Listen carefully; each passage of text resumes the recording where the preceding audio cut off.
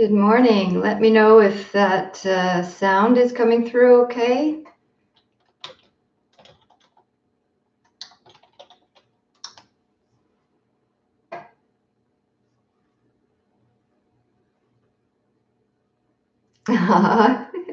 Thanks, love. If someone could just give me a message, sounds great. Perfect. Yay. Thanks, team. It takes a village to get Jill online. Thanks, Monty. All right. We'll just wait a few moments till officially 9 o'clock. Yeah.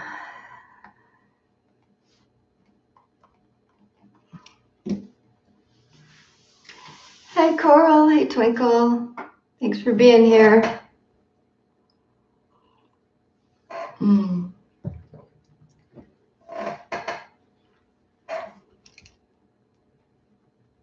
still writing notes.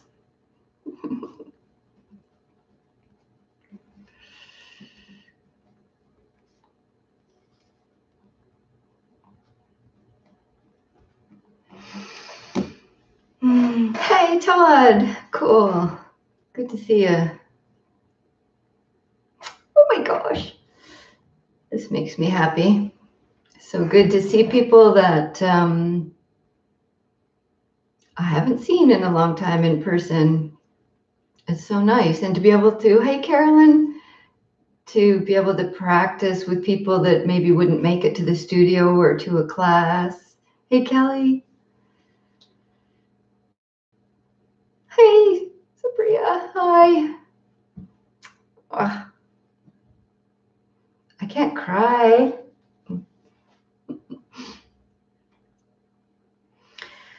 All right, so I'm going to stick to our time frame. 9 to 10 is this period, and my Jill, Patty here. Oh, hey, Patty. Yes, I can cry. Thank you. Yeah, so this time block is 9 until 10, but of course, you're not on video, so you can come and go as you need to, but I know most of you will do your best to be here through this time. I'd like to welcome you to this True North Insight channel, which they've created specifically for offering teachings online during this time and perhaps ongoing, hopefully. Hi, Muriel. Thanks for being here.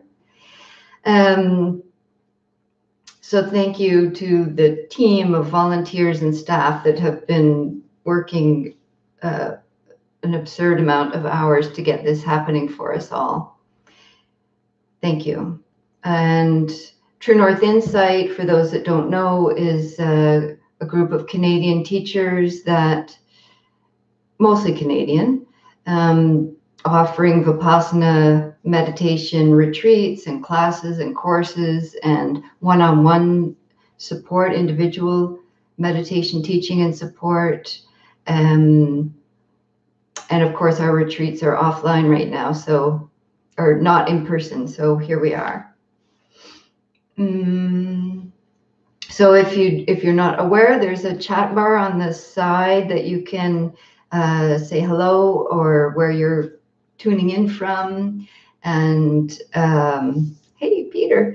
And at the end, we'll have time for a Q&A, so you can ask questions about practice if you like. I think that's it. So while we're doing the talk and I'm doing the talk while you're doing the listening and the meditation, I ask you to not do the chatting part on the side because it's distracting for other folks and for me.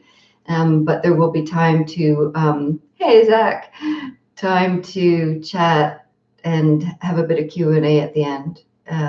So thank you for that. Don't touch my face. See that? That's mindfulness. Yay, me. I almost did. It's bizarre for me to be learning how to meditate in front of a computer. But so some of the things I've noticed, it's helpful when we're doing the practice to actually move back away from your mouse so that you're not tempted to like, oh, that got a little boring. Let's go see what's happening on this channel. Or take this screen and make it full screen so you're not seeing your other tabs that may be open.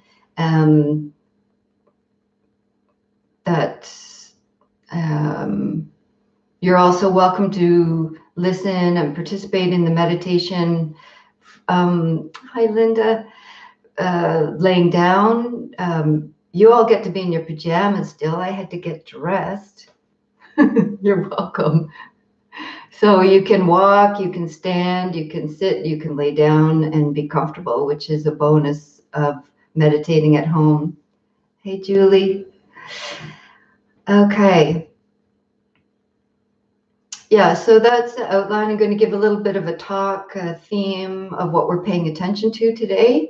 Each time I'm online, it'll be a different theme or teaching. And then we'll share a sit together, a 30-minute sit, which will have some guidance and some silence. And then time for Q&A at the end, as I mentioned. So we will end at 10. And that, yeah. Okay.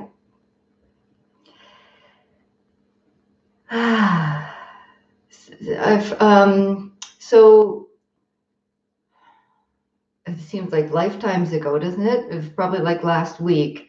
I saw something or heard something about these extraordinary times that we're in. And that word just really stood out for me. These are extraordinary times. And the way that word is usually used, it means like bizarre. These are really extraordinary, weird, bizarre times. That's true.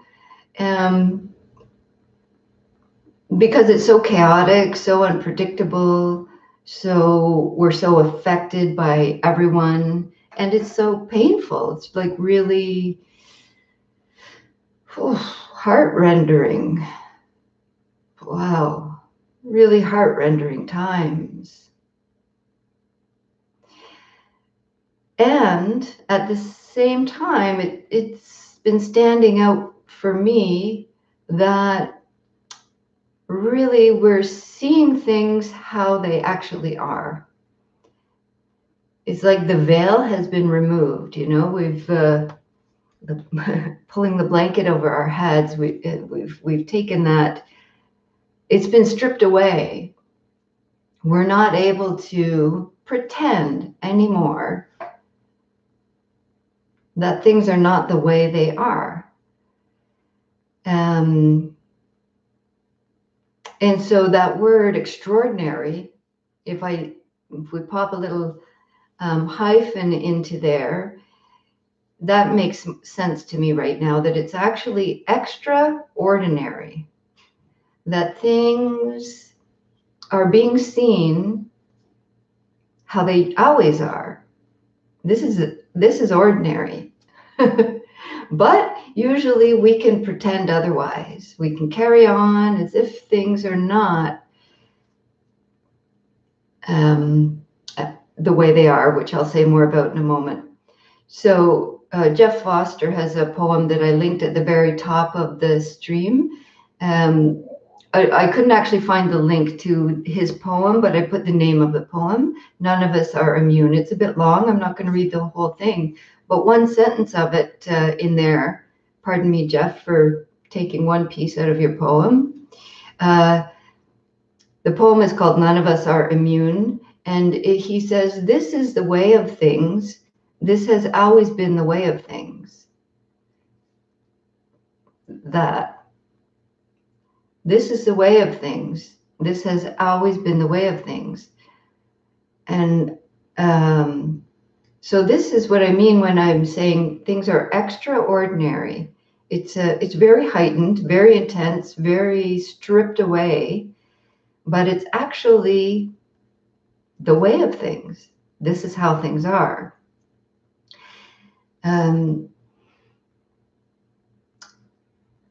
So this is based on the teachings of the Buddha. And the Buddha said that all things, okay, so now that I've said Buddha, that might be concerning for some people. So I want to clarify that because this is based, what I'm talking about is based on the teachings of the Buddha, it's obviously based on the teachings of life. This is how life is. And you do not need to be Buddhist or this is not a religion at all. And so just rest here with whatever is your faith tradition and see if these teachings resound for you or not. So the three characteristics of all things. The first one is that we are interconnected. I don't think anybody could deny that now. I think it's wonderful that we're really seeing how not separate we are. You know, it has this negative vibe because we're feeling this interconnectedness from the COVID-19, from this state of thinking about it in a viral way, but really we are interconnected in a way that is way beyond our perception. Exactly like now, it's way beyond our perception how interconnected we are, how much we affect each other, how much everything we do, every action I take, every choice I make affects innumerable beings. And I know that you're feeling that as well, coming both ways, how what everyone else is doing has an impact on your being, and how every choice you make, every response you make to every moment has an immeasurable ripple. This is good to know. Good to know. Because we're choosing to be so aware and so kind and considerate and careful, full of care, careful. Because this has been really seen. This is a blessing. The second characteristic of all things is that all things are impermanent. A constant state of flux. I was going to bring my lava lamp from home to have here. So just picture that right here is my lovely, the lava lamp of life that was gifted to me by some students, dear students.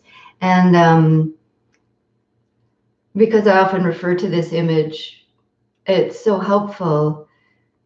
And we could just, I think for me, this has been one of the most challenging things is just like, I cannot plan anything. It's not just changing day by day, but in a day, everything is changing.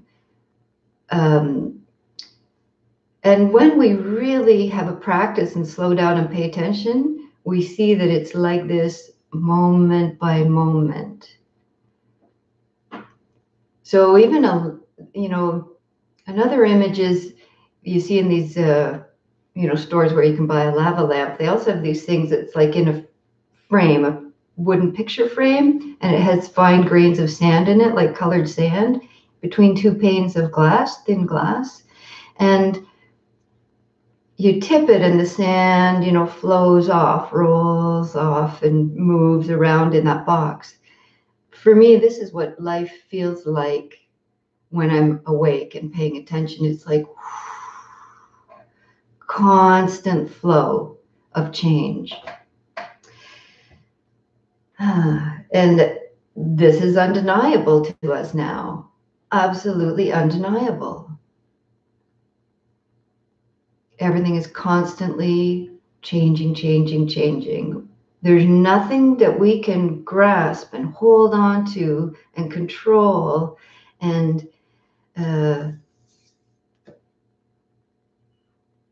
so what do we learn to rely on? What is our ground? I'll talk about that some more in a moment. The third characteristic is that because of this impermanence, nothing is reliable. We can't rely. It's out of our control. This makes things unsatisfactory because we can't keep what we want and we can't get rid of what we don't want. It's not that simple. It's not within our control all the time. So how does knowing these three characteristics, interconnected, impermanent, unreliable, how is that helpful to know? We may be thinking like, yeah, great. I'd rather not know that. Thanks. So this practice of mindfulness, vipassana, insight meditation means insight into seeing clearly the nature of how things truly are. This was true before COVID-19. It is absolutely true during, now, and it will continue to be true after. All of these three characteristics. So why is this helpful to know? So again, apologies, Jeff Foster, your whole poem is perfect. I'm just going to take an excerpt again from None of Us Are Immune, and I wrote the name of it up at the top of the chat bar. And he says, we will now be called to face very difficult feelings inside of us. Fear, grief, the loss of an old way of life, our devastated plans. We will learn to face ourselves, know where to run, know where to hide, especially once we've gone through all the Netflix. Know where to go except within, a sacred quarantine. And here, this is why we practice. He says, we will learn to face our boredom, our restlessness, the part of us that wants to be somewhere else, with someone else, doing something else, having some other experience, in some other now, living some other life. And he goes on to talk about how we will make the present into our home, eventually learning to be slower, kinder, quieter, and more honest.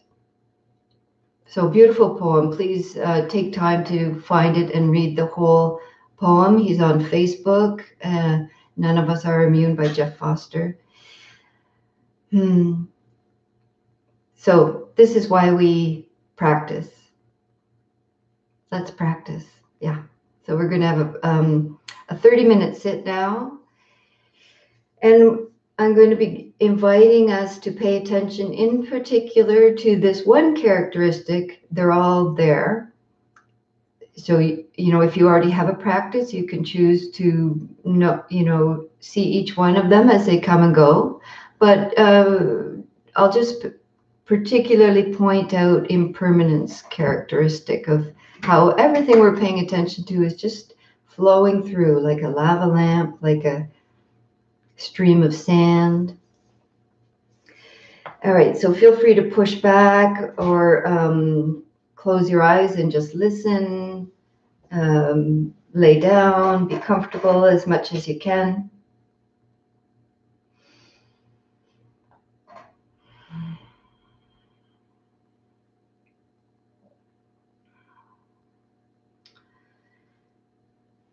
And if it's helpful to you, you could take a few sighing breaths.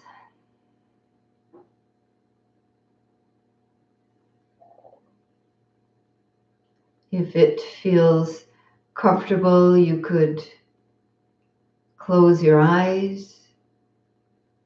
If you don't feel comfortable with your eyes closed, just let the eyes find a way to rest. Perhaps your forehead becomes smooth and the eyelids heavy.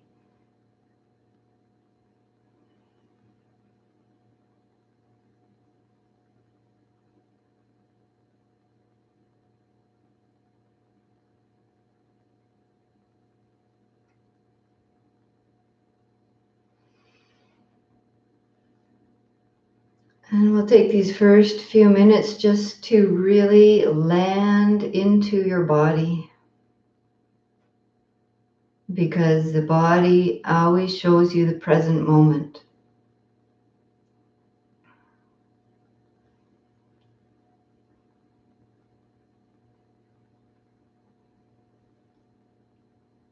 So we do this by spending these next few minutes in silence, guiding yourself. Trust yourself to guide yourself into just paying attention to whatever physical sensations, particularly of ground, of present moment, that you feel. Sensations of touch and pressure and temperature, texture, contact.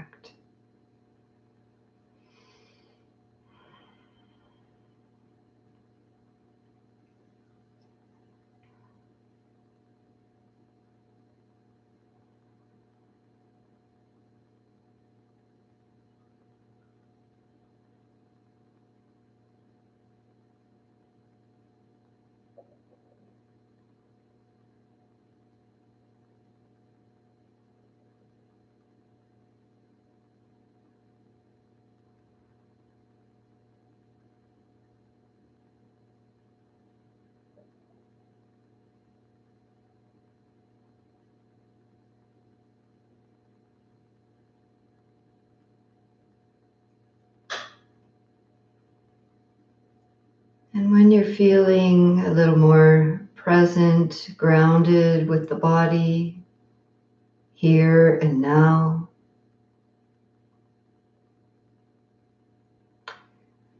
and then choosing an anchor that's suitable for you today.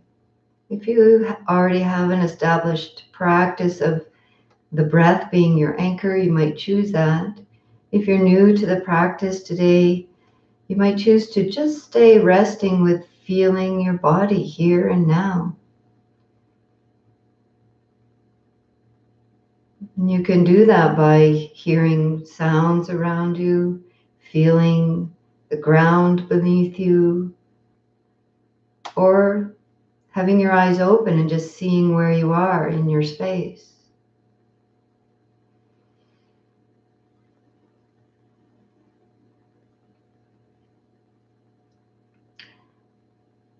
So take some time now, just a few moments here in silence, to really pay attention to your anchor. And then we'll move on from there. So take time to pay attention if you're using breath as anchor, or the body wherever you are, feeling and seeing and hearing.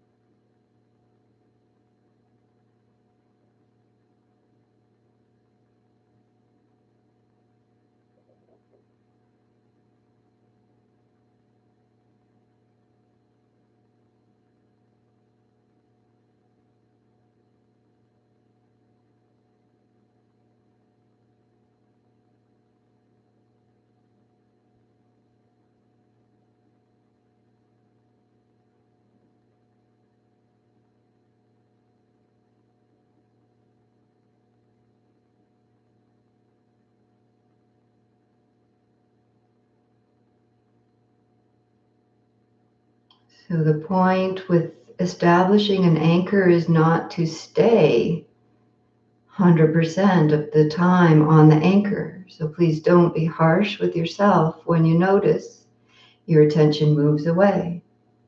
The anchor is simply the place where we know to return to. When attention moves, as it will for all of us at some times, the anchor is just becomes our home base where we come back. Body is here right now. or the breath is here right now. And so from your anchor that you're beginning to cultivate here, we really want to pay attention today, particularly to this quality of impermanence. That the sensations of breathing are coming and going. The sounds around you are coming and going. The sensations of the body are changing and changing. The thoughts are endlessly coming and going.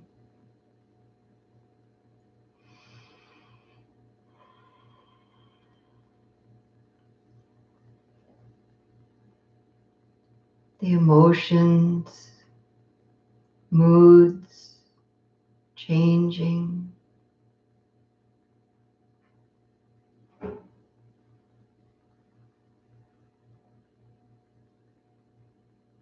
And even things that feel more constant or appear to be permanent, or we think, I am always this way, look more deeply. You'll see that within something that even seems constant, it's fluctuating. Sometimes more intense, sometimes less. Sometimes other things coming more strongly to our attention.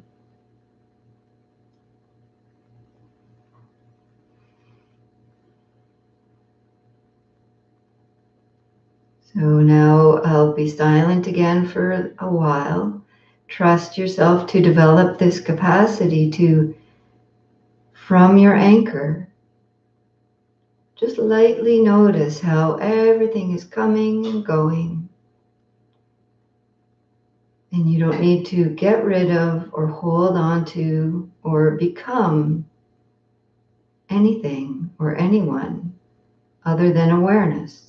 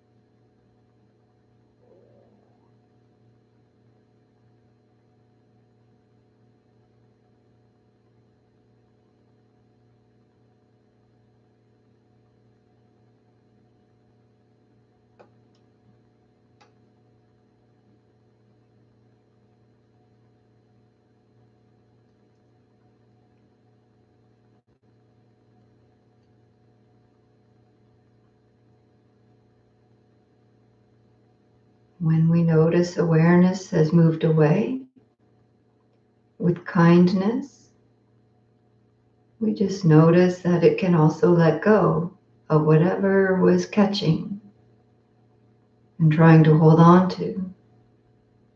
Rest with your anchor of the present moment. And see if you can find this soothing quality of impermanence. Like resting in a little boat that's moving on the waves. Waves of breath coming and going. Waves of thoughts and sensations, emotions coming and going. And the boat that you rest in is awareness.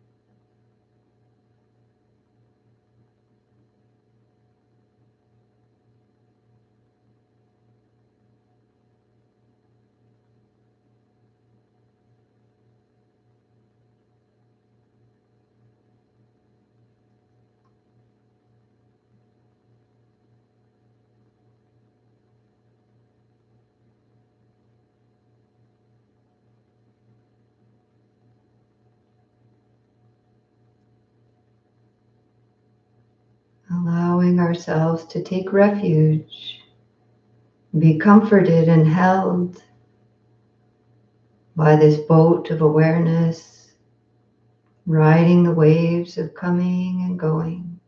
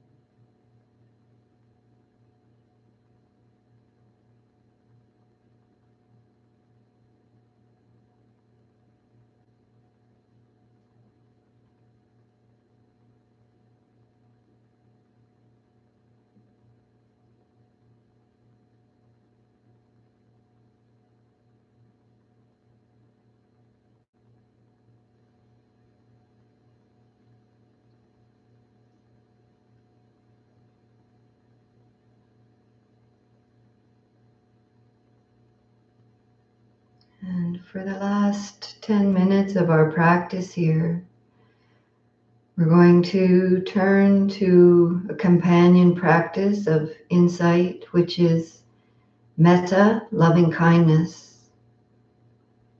This also has an aspect of compassion as part of it. So as you're paying attention to your own being in this present moment, feeling your body where you are, and really allow yourself to turn kind awareness to how you are, how you've been, and how you are now. And you might like to, if it feels helpful or comforting, to rest a hand over your heart or your belly. Some people like the comforting touch of holding their face. I find that quite soothing myself. Of course, you're welcome to just keep your hands resting in your lap. And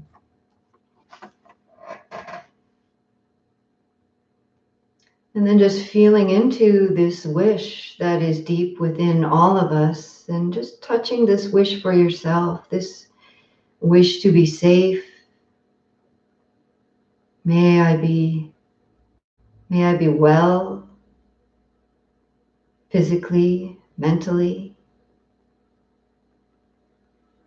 May I be safe internally and externally.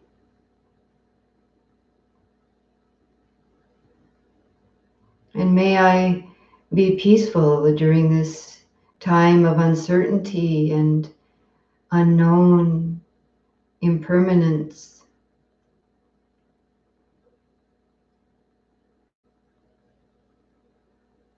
May I find some ease with this practice of taking care of myself.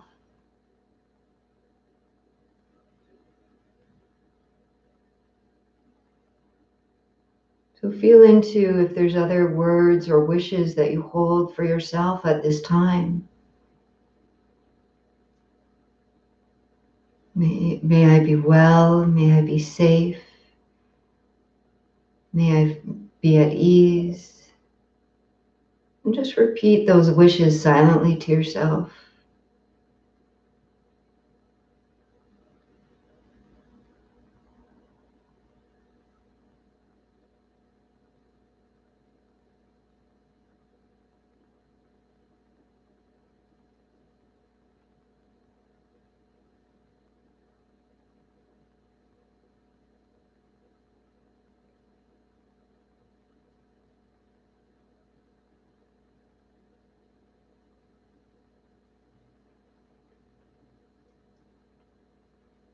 And from this place of deeply connecting to this wish that we all know that we have for ourselves, we know that all beings have this wish, these wishes to be safe, to be healthy, to be well, to be protected, to be at ease. So you could feel into there may be a particular being that you're concerned about that's particularly vulnerable right now, or it could be a whole group of people, of beings. It could be the earth, all the life beings of and in and around this earth.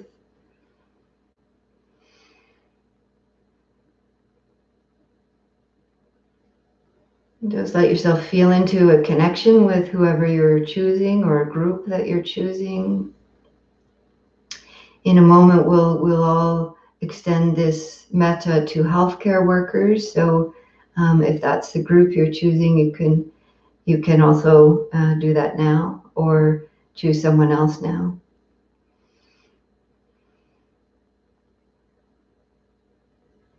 And really feeling into this wish within you for others.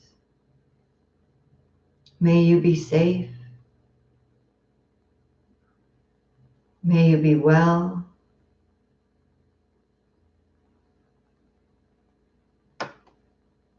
May you find some ease of well-being as you navigate this unreliability.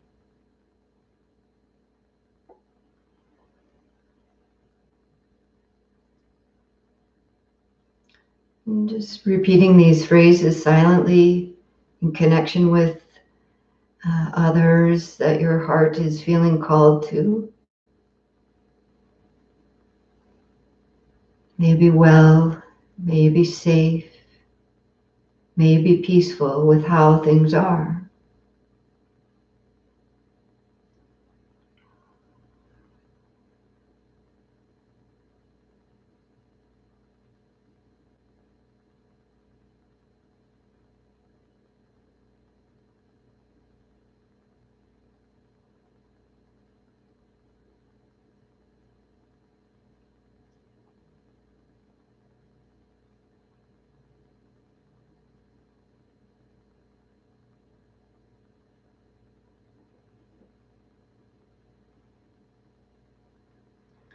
And then relaxing the body, the breath, and lastly, we'll join our heart-mind awareness together with all beings in this wish that is deep within the hearts of heart-mind, heart awareness of all beings. Immeasurable gratitude to all of the healthcare workers.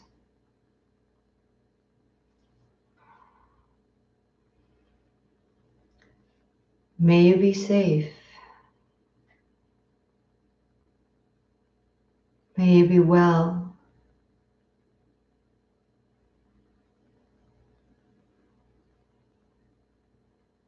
May you find whatever is available and needed to continue taking care of yourself and taking care of all of us.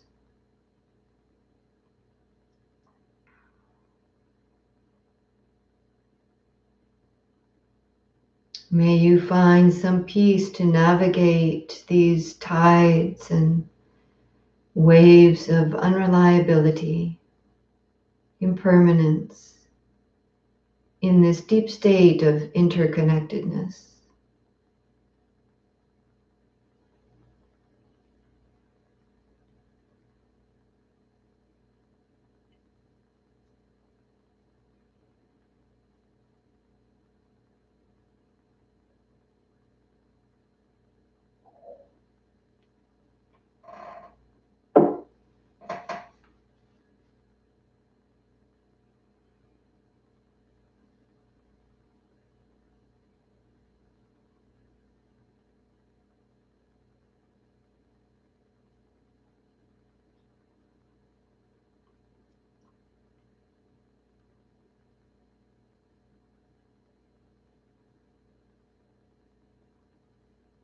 May all beings everywhere,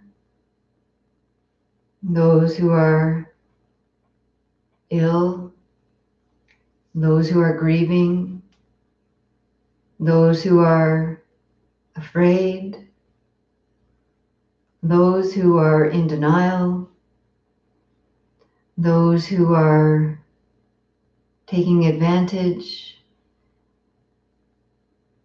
those who are feeling truly isolated and alone. All beings, we wish deeply, may all beings everywhere be safe. May all beings everywhere be well in body and mind and heart. May all beings everywhere hold and support and navigate the reality of how things are with kindness and compassion and care.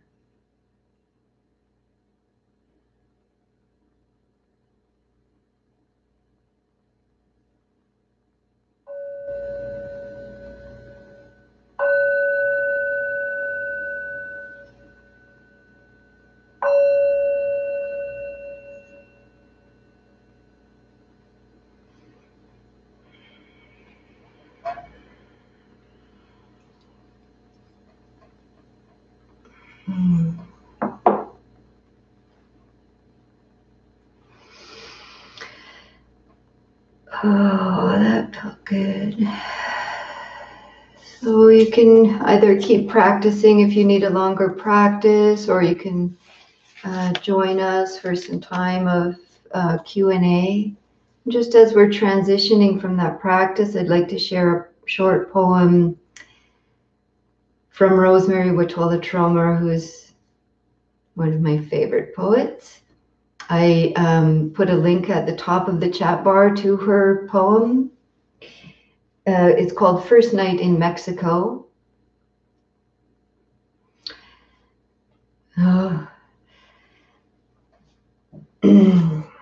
Beside my bed, she left a beautiful beaded hummingbird and a story about how the Mayans believed that these birds will transport all of our good wishes and desires to another.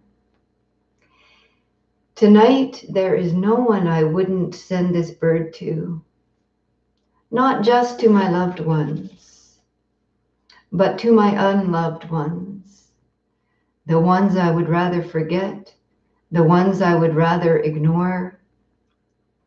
Oh, little bird with your bright body and shining wings, let's get to work.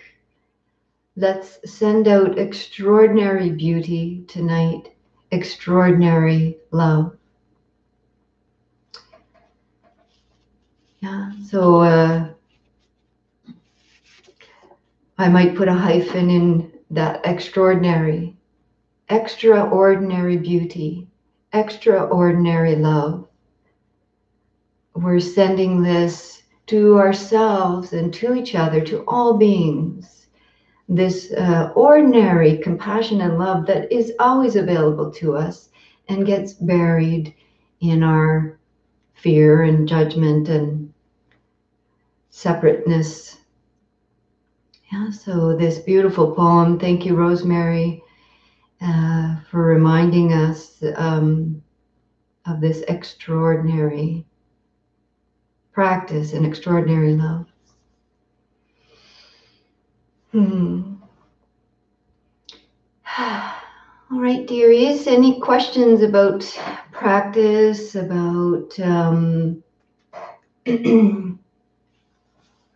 yeah, any comments about that practice or about how to practice? Yeah.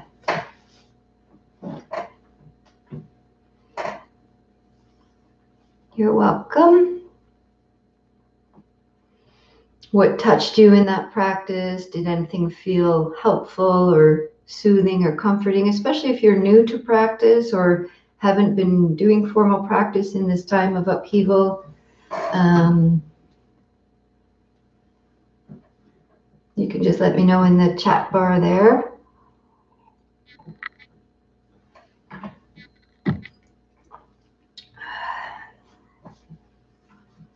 Thank you, Julie.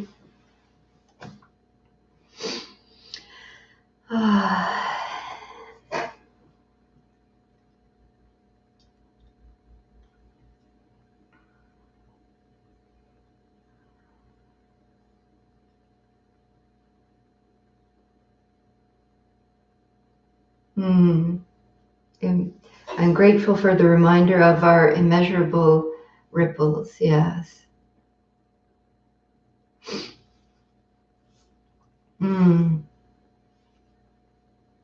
Yes. So Supriya is just resonating with the metaphor of the boat and riding the waves and wondering how do we greet or manage the tsunami of waves. Yeah. Sometimes we get bowled over. Yeah. And, but, metaphors are limited. And so if the image of a boat and the sense of being bowled over and being tossed out of the boat, it doesn't work for you. Sometimes it's likened to surfing the waves, But yes, sometimes we do get knocked off our board or feel bowled over. A wave comes over us that feels overwhelming.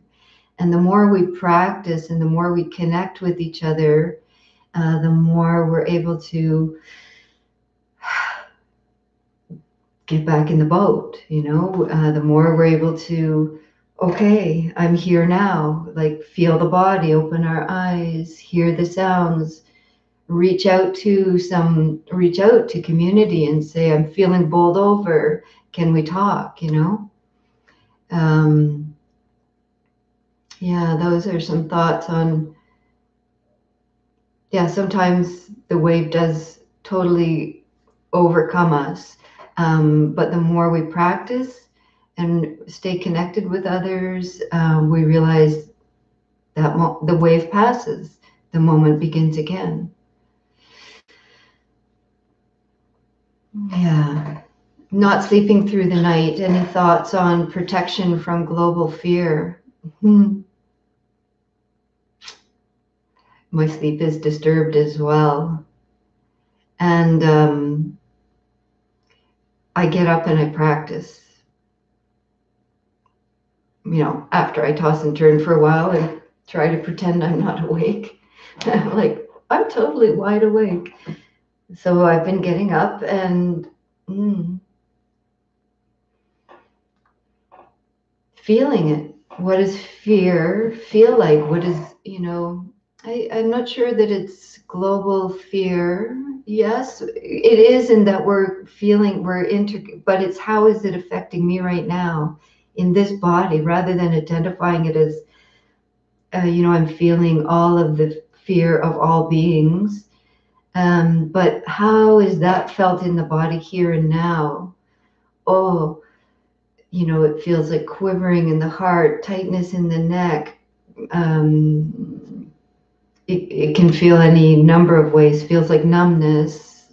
That is where we can give skillful attention, like, oh, sweetheart, it's like this right now. This feels overwhelming. Oh, actually, I can meet the overwhelm. There's a breath that passed. There's a wave that passed, so I would say practice in the middle of the night, all through the night, all through the day. Thank you, Coral. Last poem, great reminder to be fully open to all beings. Yes. Hard. I almost said when I was like guiding, that, yeah, the ones that we would rather ignore, and I almost said even him, but I didn't. We have our people, politicians or otherwise, that were like, yes, even you, I wish you could find some peace and ease, and I wish you can also be safe. Thanks, Todd. Yeah, thanks, Julie. So another helpful thing through the night is if you need more of an anchor is just to count your breath. Well, you can do that in the day, anytime. So you could do more of a yogic breath or in Vipassana. We try to let the breath be how it is and the body be how it is and bring kind attention to that. But if you feel like you need more of finding it helpful to have more of a counting of breath, then certainly do that. I do that. It's overwhelming sometimes. Yeah, thank you, Julie.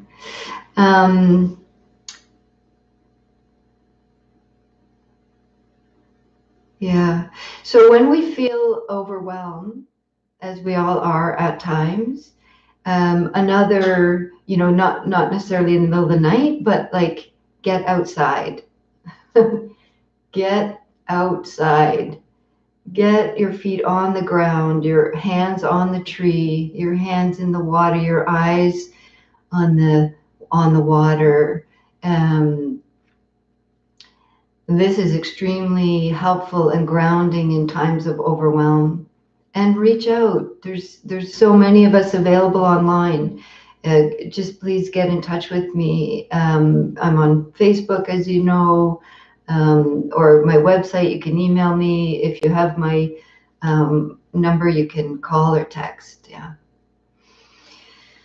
Okay, so I'll just take a quick look if there's a last question before. I just want to say something before we go. New awakening, yeah, of our sense of community, the importance of community.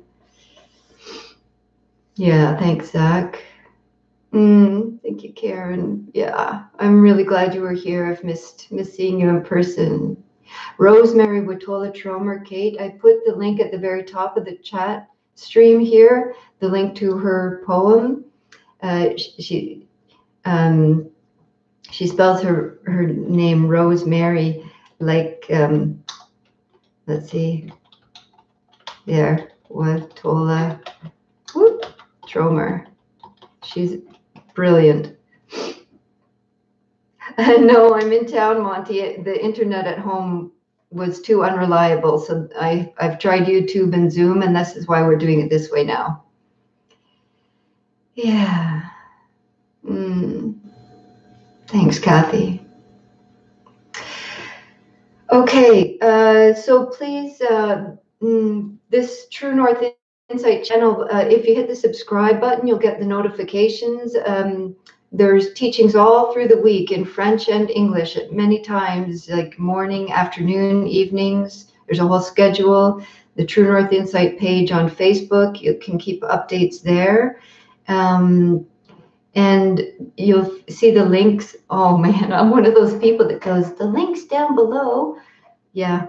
So to hit subscribe, you can also support True North Insight. So I put a link there earlier where you could offer support to me, but please today, if you are able to offer any financial support, could you offer it to True North Insight? Where that would be really appreciated today. And I'll be back Monday night with another teaching, which I'm super excited to share with you. So, oh, so much love. I'm so grateful for community, and